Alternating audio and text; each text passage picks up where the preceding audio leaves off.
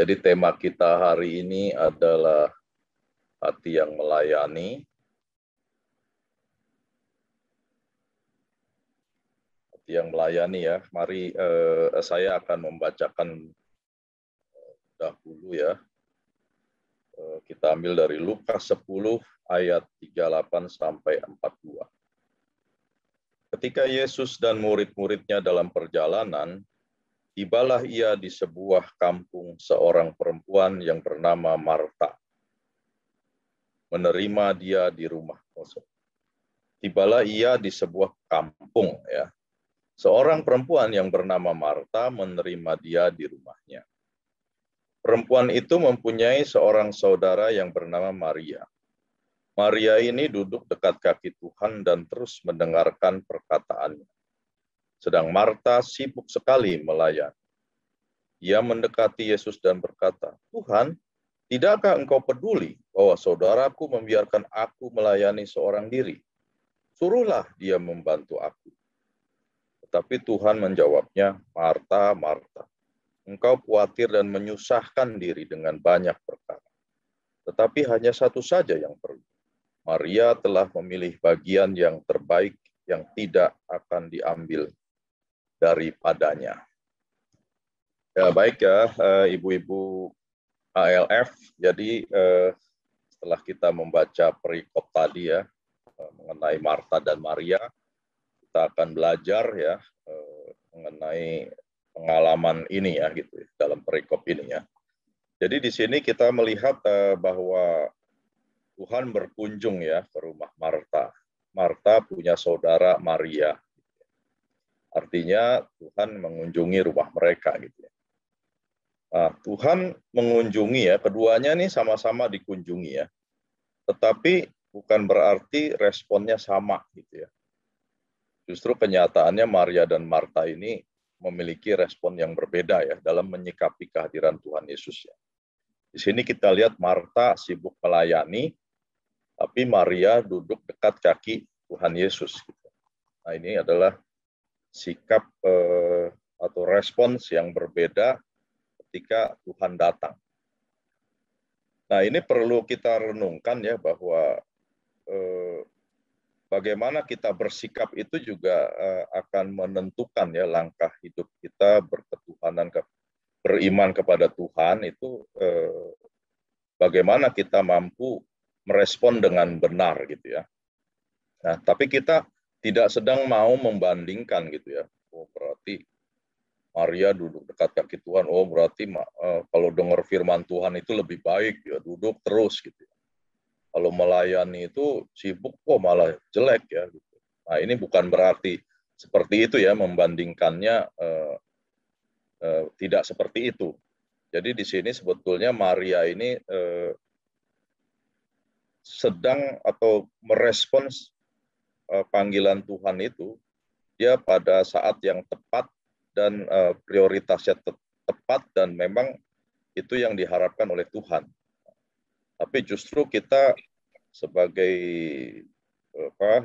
sebagai umat Tuhan yang melayani, kita mesti belajar ya bagaimana kita supaya tidak juga terjebak kepada situasi seperti Marta ya, sibuk melayani gitu. Tetapi sebetulnya Tuhan tidak sedang mengharapkan itu gitu ya.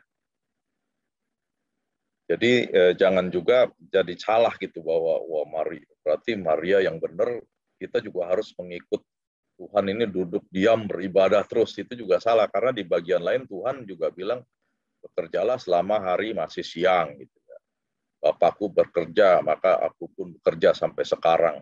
Ya, jadi tidak ada yang salah ya masalah pelayanannya itu bukan masalah, tetapi di sini situasinya adalah Maria mendapatkan prioritas yang tepat saat itu. Dia harus mendengar Tuhan Yesus menyampaikan firman-Nya. Gitu ya. Nah, kita pun juga harus demikian ya, harus bisa merespon yang tepat gitu ya saat Tuhan hadir. Gitu. Nah, jadi bagaimana ya merespons pelayanan ini?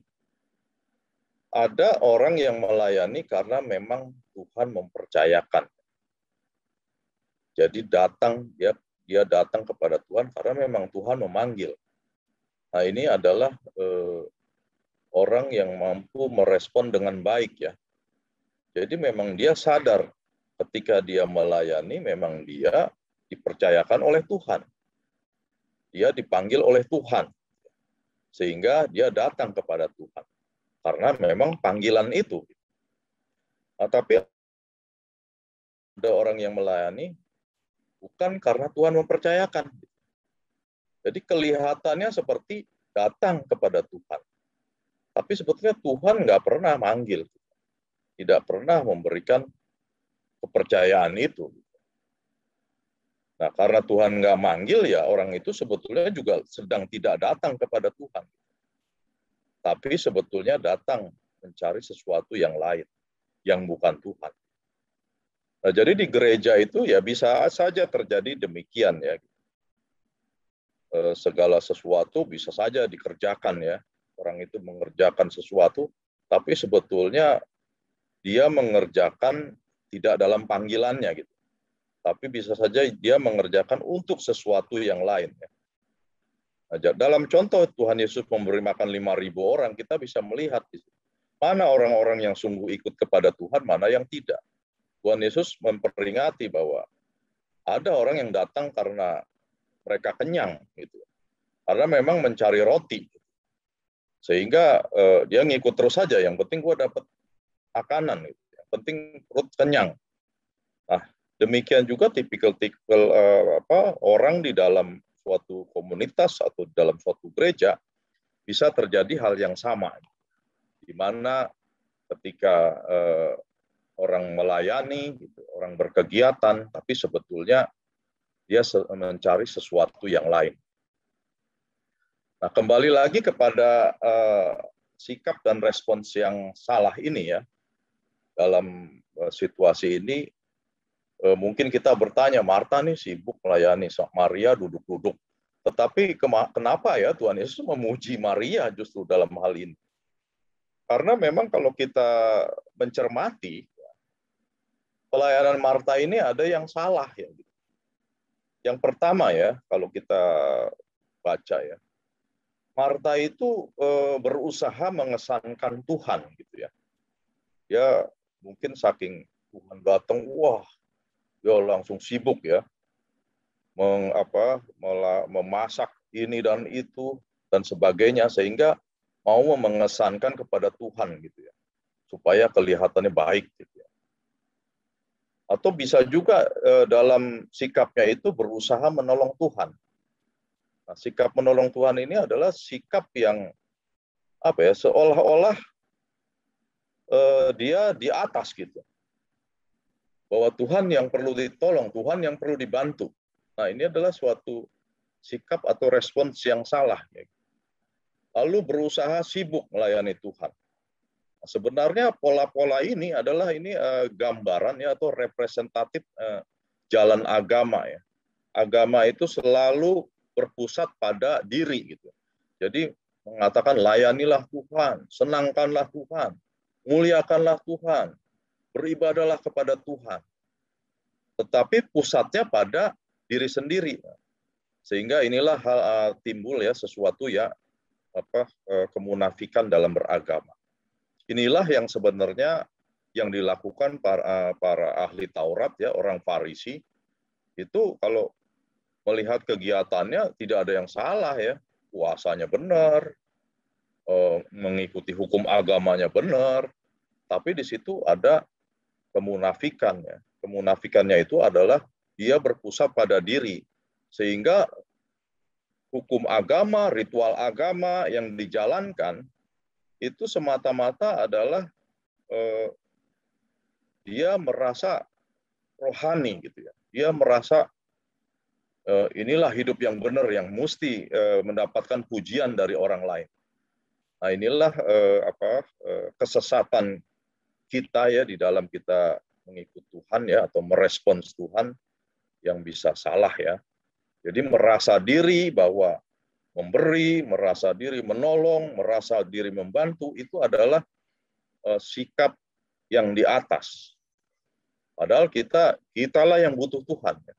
seharusnya kita yang menjadi hamba Tuhan. Kita menjadi seorang yang melayani itu yang di bawah, bukan yang di atas. Gitu. Nah, sikap-sikap ini menimbulkan rasa diri itu ingin menjadi lebih besar, menjadi dihargai. Nah, inilah sikap melayani Tuhan yang disebut dengan spirit kolonialisme. Gitu ya. Kolonialisme itu sebetulnya ya sikap menjajah, gitu ya, merasa di atas. Nah, hati-hati di dalam gereja, gitu ya.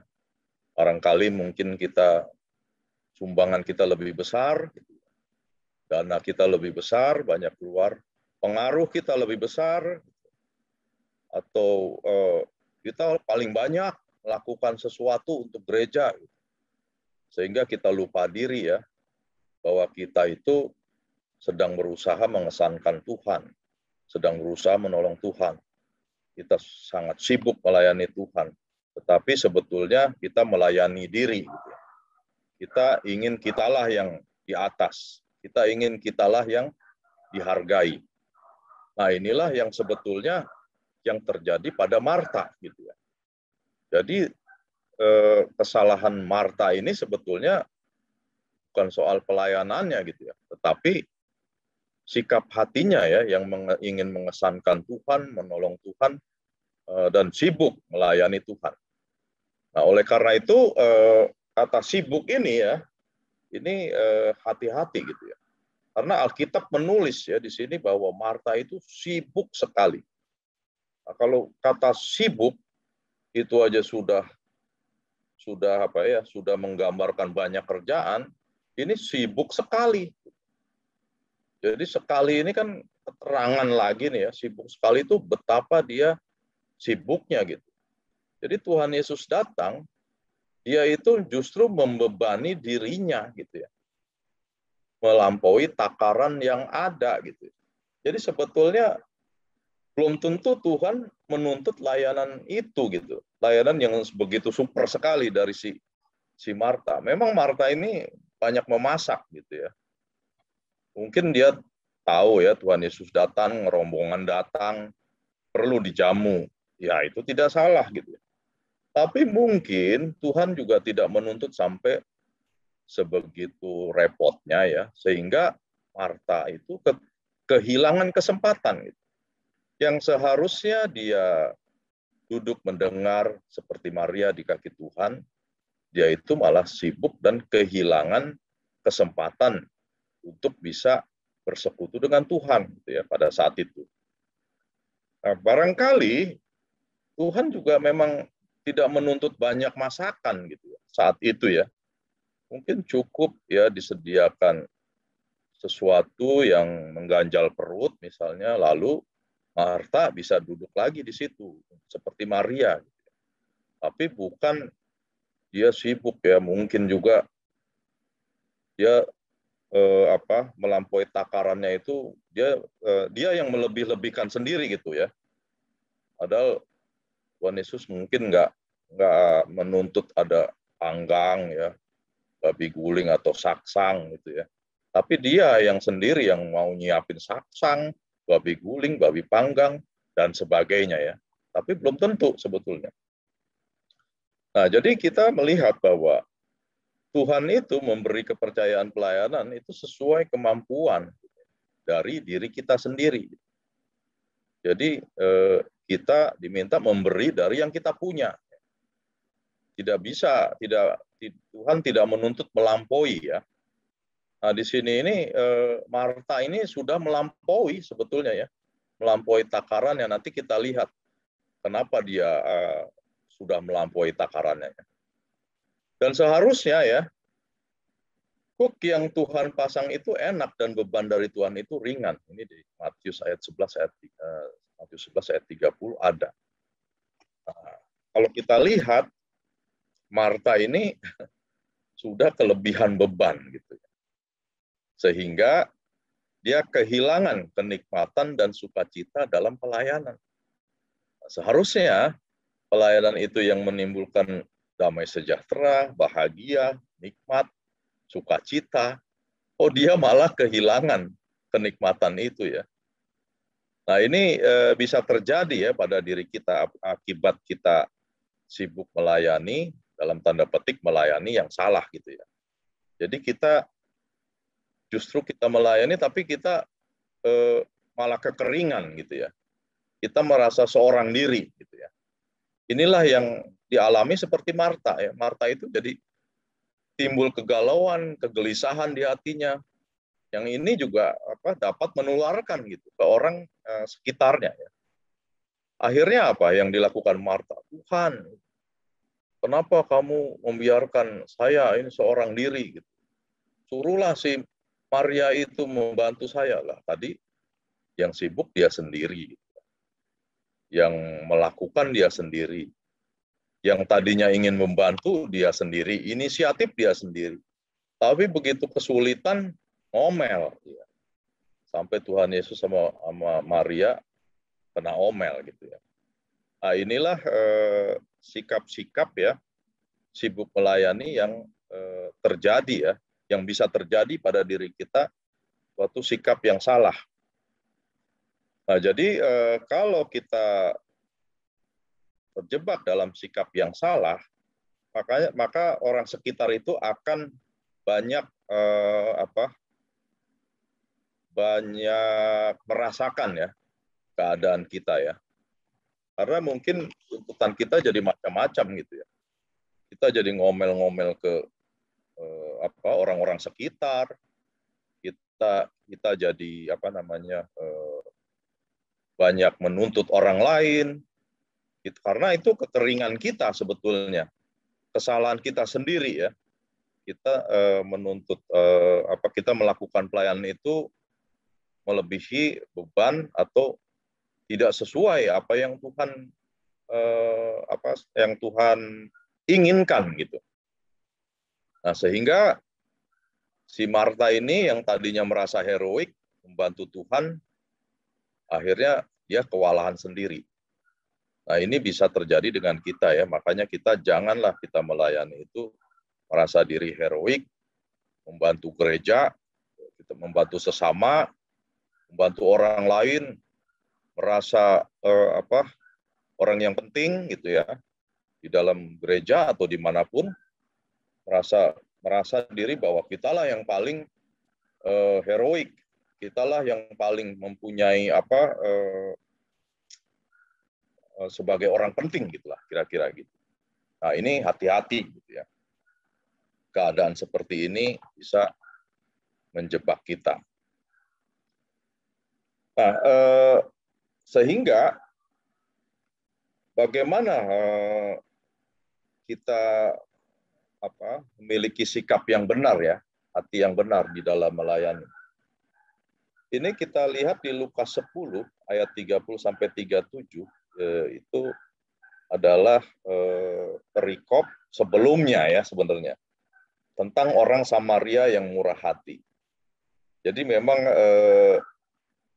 di sini berdekatan sekali ya perikop orang Samaria yang murah hati dengan perikop Marta dan Maria gitu ya. Jadi ini bisa menjadi gambaran atau panutan ya bagi kita bagaimana kita memiliki sikap hati yang melayani. Kalau tadi kita lihat Marta itu banyak aktivitas yang membebani dirinya sendiri, banyak aktivitas yang mungkin belum tentu Tuhan tuntut ya, atau yang Tuhan mau, sehingga Marta terjebak dalam sikap yang membuat dia sendiri itu gelisah, membuat dirinya sendiri galau, membuat dirinya itu tidak sukacita, sehingga orang di sekitarnya kena damprat oleh dia. Nah, beda sekali dengan orang Samaria yang murah hati. Nah, orang Samaria yang murah hati ini justru dia memiliki ekspresi atau celebration lah, kebahagiaan. Padahal kalau kita lihat orang Samaria yang murah hati ini banyak beban yang dia tanggung ketika dia harus menolong orang yang dirampok gitu ya. Dia membalut luka orang yang dirampok itu, padahal dia sedang dalam perjalanan, mungkin dia juga harus menunda pentingannya, harus menunda urusannya ya, karena dia sedang dalam perjalanan.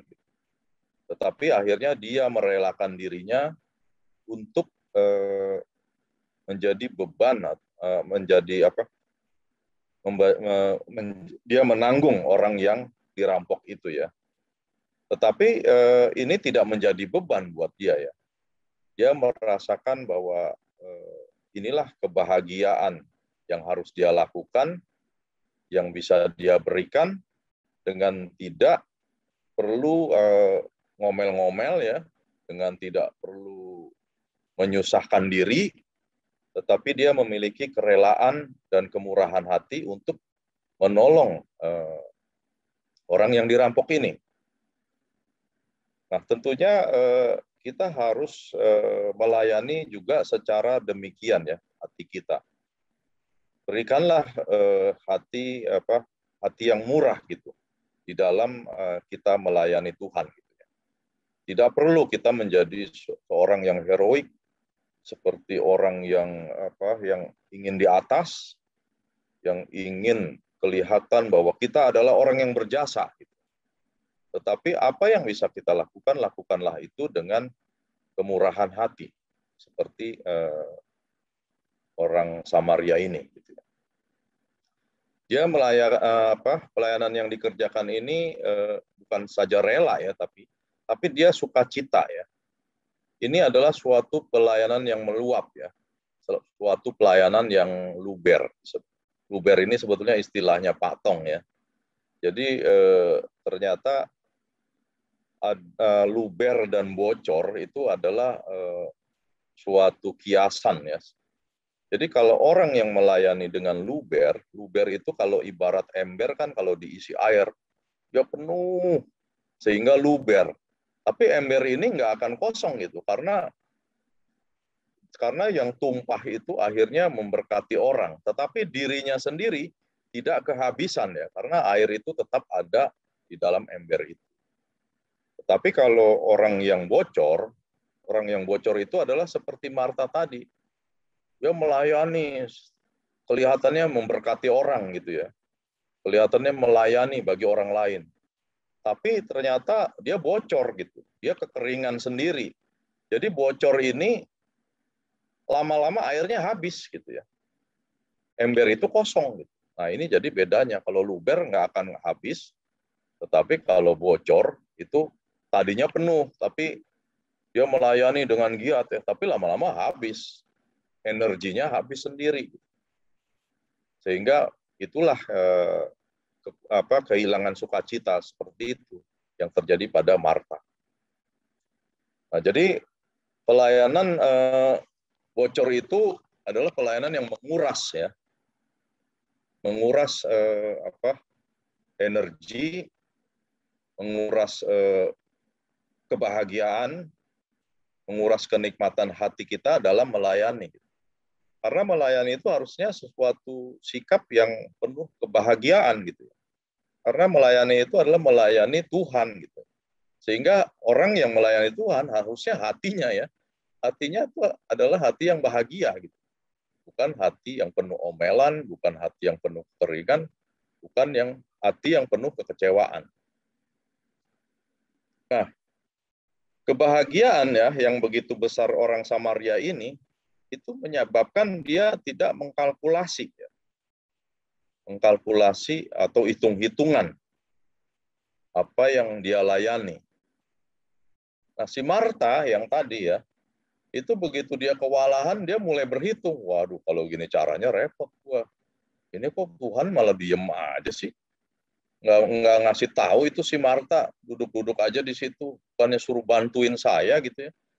Kenapa begitu? Nah inilah sikap yang sudah hitung-hitungan ya. Karena tadi dia melayani memang tidak dengan kegembiraan ya, tidak dengan suatu sukacita, tidak dengan kerelaan hati. Nah, begitu dia merasa kewalahan ya, ya sudah dia mulai ngomel kepada orang, bahkan ngomel kepada Tuhan. Nah, beda dengan orang Samaria. Itu dia ngeluarin duit loh untuk membantu orang yang dirampok itu. Tetapi dia sudah sudah membawa ke penginapan, dia masih bilang bahwa kalau ada yang kurang, dia ngasih duit. Kalau ada yang ngasih duit ke orang penginapan itu, kalau ada yang masih kurang nanti saya akan ganti lagi kalau saya kembali. Nah, inilah sikap hati yang melayani, yang sesungguhnya yang harus kita miliki sebagai pelayan-pelayan Tuhan di gereja kita atau dimanapun tempat. Nah, jadi demikian ya ibu-ibu sharing dari saya, gitu ya, singkat, tetapi kita harapkan kita semua bertumbuh, kita semua dibangun dengan sikap-sikap melayani yang benar di hadapan Tuhan, dengan sikap hati yang melayani sebagaimana seharusnya, gitu ya. Karena yang namanya pelayanan ini adalah banyak dibungkus dengan suatu kegiatan, gitu ya. Sehingga kegiatan ini bisa memanipulasi diri kita, kegiatan ini juga bisa memanipulasi orang, gitu ya. Sehingga banyak di situ hal-hal yang tidak kelihatan, yang hanya kita saja sendiri yang tahu kita dengan Tuhan. Karena itu, mari kita sama-sama mengecek diri kita masing-masing, sudahkah sikap hati kita yang melayani itu sesuai dengan yang Tuhan inginkan. Jangan-jangan kita terjebak dalam sikap Marta yang ingin mengesankan Tuhan, yang ingin membantu Tuhan, yang ingin menolong Tuhan, yang ingin menjadi heroik, yang ingin menjadi dihargai, ya. Tetapi sesungguhnya itulah jalan agama yang salah, yang berpusat pada diri. Kalau kita berpusat kepada Tuhan, maka pelayanan kita itu adalah pelayanan yang sungguh membahagiakan. Hati kita penuh meluap, ya, penuh luber, gitu ya, penuh bahagia, penuh kerelaan, penuh murah hati, dan justru pelayanan kita itu sangat dirasakan oleh orang-orang di sekitar kita. Demikianlah sharing dari saya, semoga memberkati. Mari kita berdoa. Tuhan Allah, Bapa yang di surga, kembali kami datang kepadamu, mengucap syukur dan terima kasih. Oleh karena kemurahan-Mu, biarlah sharing, pelajaran dari firman-Mu, memberkati kami semua untuk hidup melayani dengan sikap hati, melayani yang benar di hadapan-Mu. Terima kasih Tuhan, inilah doa kami, di dalam nama Tuhan Yesus, kami naikkan doa ini. Amin. Baik, saya kembalikan ke Ibu Sitorus.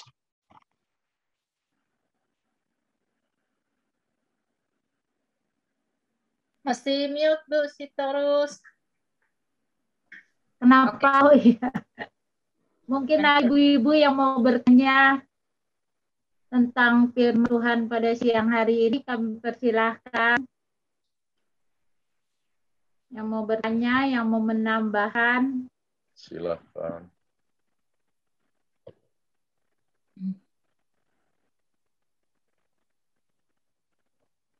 Ada ibu-ibu? Mungkin dari saya kali ya Pak Yudi ya. Iya, Kak Yemima ya ini. Ya, betul. Oh iya, suaranya. Iya. Enggak kedengaran ya Pak ya? Ya oke. Nah. Ya, pertama-tama terima kasih Pak Yudi apa yang di-sharingkan pada siang hari ini. Ya sangat memberkati karena ya inilah hari-hari yang kita hadapi ya, secara khusus kami yang ada di dalam dunia pelayanan ya, secara ini ya, khususnya di dalam gereja. Memang apa yang dialami oleh Marta ini ya, kadang-kala kita juga terjebak di sana. Dan saya pun seringkali ada di dalam kondisi itu. Ya mungkin ya salah satu faktornya ya mengerjakan segala sesuatu di luar dari kapasitas kita. Artinya ya ketika badan ini, fisik ini menjadi lemah, dan itulah karena menjadi pemicu membuat kita ngomel, ngoceh, dan lain sebagainya. Ditambah lagi kalau situasi kondisi yang tidak mendukung, wah semakin jadi deh perasaan itu. Semakin apa ibarat tanaman semakin subur. Sehingga ya, kalau tadi Pak Yudi lebih menyoroti kepada banyaknya kegiatan yang kita kerjakan. Ya di dalam dunia pelayanan ya dibungkus dengan kegiatan, dan itulah yang kadang-kala membuat kita ya terjebak di sana, memanipulasi segala sesuatunya.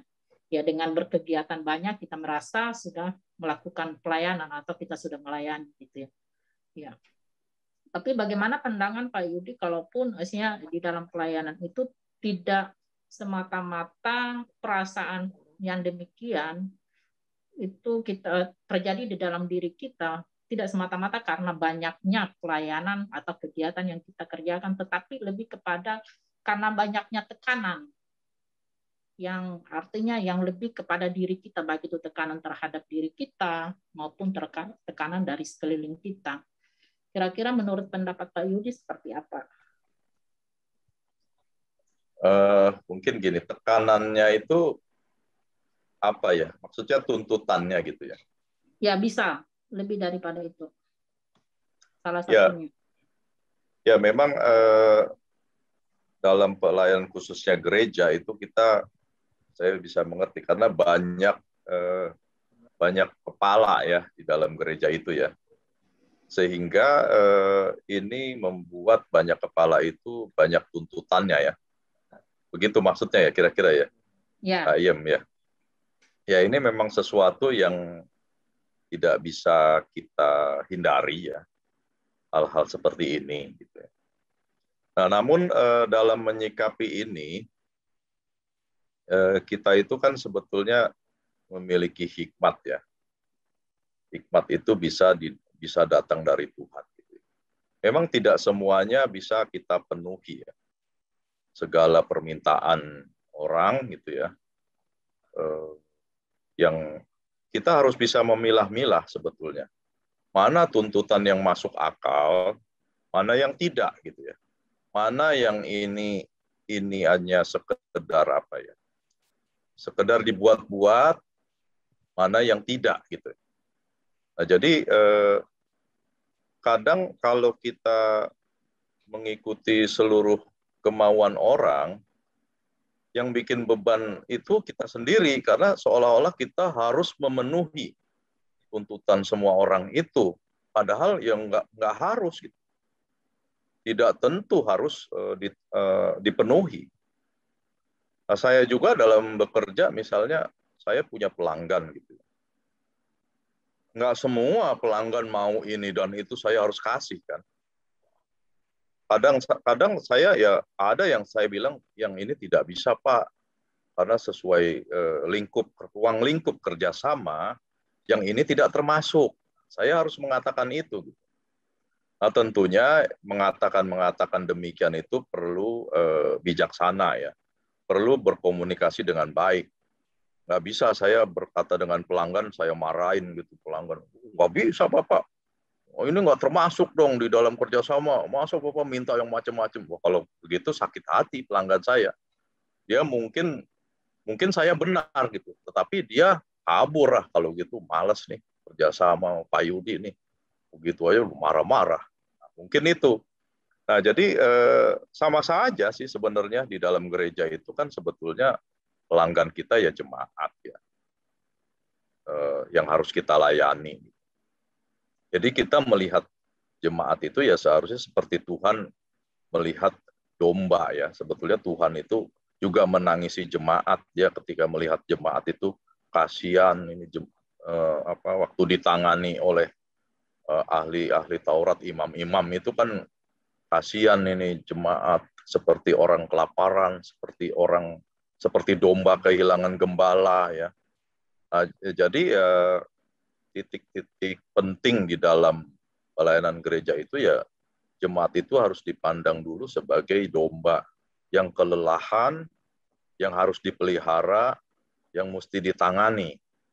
Nah, sehingga kalau kita melihat paradigmanya dari pandangan tersebut, kita akan akan melihat bahwa mereka harus dilayani. Dan ketika mereka harus dilayani, ketika kita melihatnya seperti itu, kita mempunyai hati yang rela gitu. Karena kita dirubah dulu sikap hati kita ya. Nah, baru yang kedua, ketika kita menghadapi tuntutan-tuntutan yang melebihi kapasitas kita ya, tuntutan yang melebihi kapasitas gereja, ya kita harus sampaikan bahwa yang ini sepertinya belum bisa kita lakukan gitu ya. Karena kita belum mampu melakukan ini. Tetapi terima kasih masukan-masukannya. Dan juga kalau ada hal-hal yang memang tidak yang tidak perlu dijawab saat itu atau tidak perlu diberikan, yaitu bisa dibawa kepada majelis ya. Karena majelis itu adalah keputusan tertinggi. Jadi Yemima ya tidak perlu merasa bahwa itu semua adalah beban saya harus tangani. Nah, ini adalah hal-hal yang salah yang menyebabkan kita seolah-olah ini orang yang heroik, yang serba bisa. Ya itu pasti kita nanti masalah itu kalau begitu. Nah, mungkin itu kayak Mima yang bisa saya jawab. Oke, ya. Ya, ini saya tanyakan Pak karena ya banyak juga orang yang membuat jadi trauma untuk jadi terjun masuk dalam dunia pelayanan karena ya menemukan case-case seperti ini gitu. Iya, banyak. Ya lebih dimanapun baik tempat. saya nggak masuk dalam dunia pelayanan daripada saya ya bersentuhan dengan dunia pelayanan tetapi situasinya seperti itu. Ya itu bukan jawaban juga sebetulnya. Jadi begitu ada pelayanan, wah pelayanan tuh malah begini, nggak usah dah. Nah, itu juga sikap yang salah ya. Makanya kembali lagi tadi kepada slide saya yang nomor 2 tadi, bahwa kalau orang yang melayani merespon pelayanan dengan benar itu adalah orang yang memang tahu bahwa dia dipanggil oleh Tuhan gitu untuk melayani. Jadi kalau kita tahu bahwa kita harus melayani karena memang panggilan dari Tuhan itu, seharusnya tidak ada hal-hal yang seperti ini. Karena nanti pada perjalanannya kita akan mampu menangani ya segala dalam tanda petik tuh salib yang harus kita pikul. Kita akan bisa menghadapi itu semua. Begitu kayak. Thank you Pak Mungkin Yudi. ada yang lain.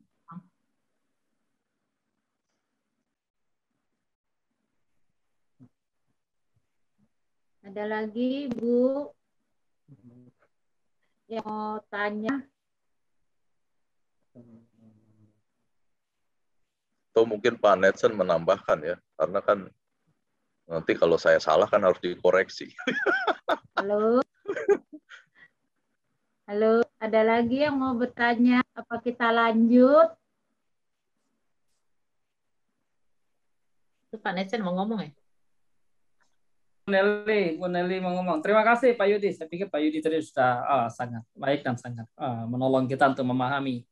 Ya, jangan juga terlalu merasa bahwa ketika pelayanan diperhadapkan dengan berbagai pergumulan lalu kita menghindar juga nggak bagus juga. Saya pikir bahwa bukan bagus apa yang Pak Yudi sampaikan, bahwa kita nggak bisa juga menghindari dari satu pelayanan kalau memang Tuhan mengutus dan menempatkan kita dalam melayani itu.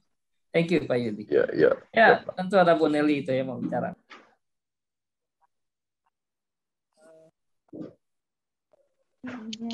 Silakan Bu Nelly. Bu Nelly silakan. Ya silakan Bu Nelly. Mungkin itu colokan headsetnya. Sekarang ya. Halo. Oke. Halo. Soalnya dikasih Bu. Oke. Ini Pak, kalau saya baca putus, hanya putus. Lanjut Bu Nelly, jelas. Lanjut Bu. Halo. Jelas, udah jelas, udah Ibu ya. Juarsi yang masalah jaringannya. Oh, iya. Suaraku kedengeran nggak? Ini hati yang melayani. Halo? Ya. Kedengar silakan, Bu suaraku, ibu-ibu? Kedengaran Ibu Juarsi. Ibu Nelly mau ngomong, Bu Juarsi. Lanjut Bu Nelly. Ya. Udah Sebentar nggak ada ya, yang mau bertanya lagi? sebentar ya Bu Juarsi, aku lagi bicara. Kita lanjut. Halo, Bu Juarsi dulu. Hati yang melayani tadi Pak. Jadi kalau saya lihat di sini, dari mana kita tahu bahwa kita yang dipanggil dipanggil? Karena begini Pak, kalau kita misalnya dipilih dalam kegiatan pesta Natal lah, Ada yang ngomong, saya putus-putus. lalu kita dipilih, dari mana kita tahu teman-teman kita itu yang dipilih Tuhan atau yang dipilih bagaimana? Ini saya agak bingung. Gimana? Dari mana kita tahu? Ya. Atau Ya, terima kasih Bu Nelly. Oh, Bu Nelly. Jadi memang ini adalah pertanyaan-pertanyaan yang dalam ya gitu ya. Bagaimana kita tahu bahwa kita itu dipanggil gitu ya. Nah, kalau saya misalnya balik bertanya, kenapa kita tahu bahwa kita dipanggil Tuhan gitu? Kita percaya kepada Tuhan itu, Bu Nelly pernah merasa nggak dipanggil oleh Tuhan bahwa akhirnya percaya kepada Tuhan Yesus? Tahu nggak kira-kira? tahu Pak? Tahu kan ya. Tapi kalau ditanya gimana tahunya? Ya tahu waktu mungkin saya waktu dengar firman Tuhan, lalu saya merasakan Tuhan memanggil, lalu sehingga saya akhirnya datang kepada Tuhan dan tunduk kepada Tuhan, akhirnya mengenal Tuhan Yesus. Nah, tahu kan sebetulnya ya. Sebetulnya hal itu juga tidak beda ya. Mungkin Pak Netsen, kenapa Pak Netsen dipanggil oleh Tuhan menjadi seorang hamba Tuhan? Sehingga dia harus menjadi hamba Tuhan yang dipanggil, yang hamba Tuhan full time lah katakanlah ya, istilahnya seperti itu ya. Ya dia pasti Pak Netsen juga tahu gitu. Kenapa dia tidak memilih bekerja atau berbisnis? Karena dia tahu. Nah, sama sebenarnya kita melayani juga itu, kita tahunya dari mana? Sebetulnya tahunya itu ya dari kehidupan pergaulan kita dengan Tuhan ya. Nggak usah dengan Tuhan deh Bu Nelly ya. Saya ini punya anjing.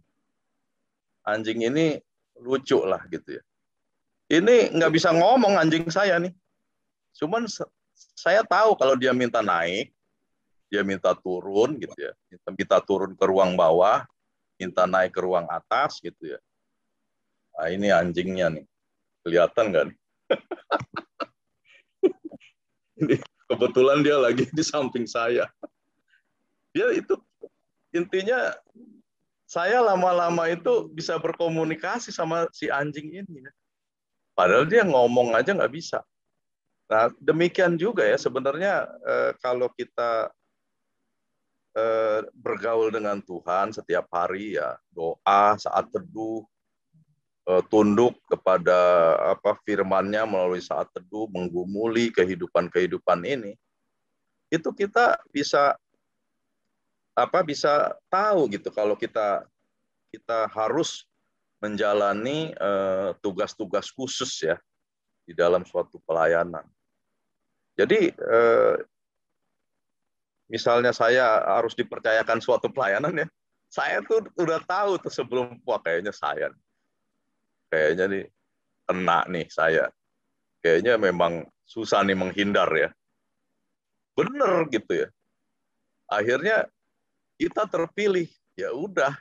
Di situ kita tidak sanggup lagi bisa membantah gitu ya. Kita mau menghindar rasanya berdosa gitu. Kita mau menolak, aduh. Tapi suara itu berbicara keras ya. Tapi suara itu memang bukan kayak orang teriak-teriak gitu ya. Ini hanya antara kita dan Tuhan saja yang tahu. Ya ini memang pengalaman pribadi ya, setiap orang saya pikir beda-beda gitu ya. Ya sama saja gitu. Musa juga dipanggil seperti itu ya. Dia juga mau menghindar kalau bisa kan. Ngapain mimpin bangsa Israel yang dia juga dulu dilaporin malah membunuh temannya sendiri, orang Israel malah benci sama dia. Belum lagi dia harus menghadapi Fir'aun yang memang dia dikejar-kejar untuk mau dihukum karena pembunuhan itu. Banyak konsekuensi yang Musa sebetulnya ngapain nih melayani bangsa Israel. Tapi dalam dialognya dengan Tuhan, dia tidak bisa menghindar. Ya, jadi begitu Bu Nelly kira-kira ya mengenai bagaimana menyikapi panggilan-panggilan seperti itu ya.